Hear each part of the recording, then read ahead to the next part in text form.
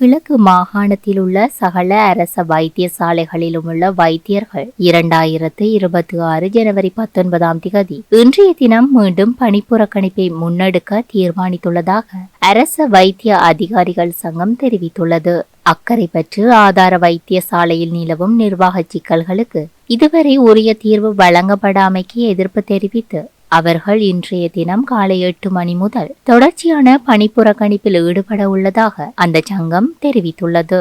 குறித்த வைத்தியசாலையின் வைத்திய அத்தியட்சகரின் தன்னிச்சையான செயற்பாடுகள் மற்றும் முறைகேடு குற்றச்சாட்டுகள் தொடர்பில் ஒரு வெளிப்படையான விசாரணை நடத்தப்பட வேண்டும் என அவர்கள் கோரிக்கை விடுத்துள்ளனர். அத்துடன் அந்த விசாரணை சுயாதீனமாக நடைபெறுவதை உறுதிப்படுத்த குறித்த அதிகாரியை பதவியிலிருந்து தற்காலிகமாக இடைநிறுத்துமாறு கோரி கடந்த வாரம் பணிப்புறக்கணிப்பை முன்னெடுத்திருந்தனர். எனினும் தைப்பொங்கல் பண்டிகையை முன்னிட்டு பொதுமக்களின் நலன் கருதி தற்காலிகமாக அந்த பணிப்புறக்கணிப்பு இடைநிறுத்தப்பட்டிருந்தமை குறிப்பிடத்தக்கது.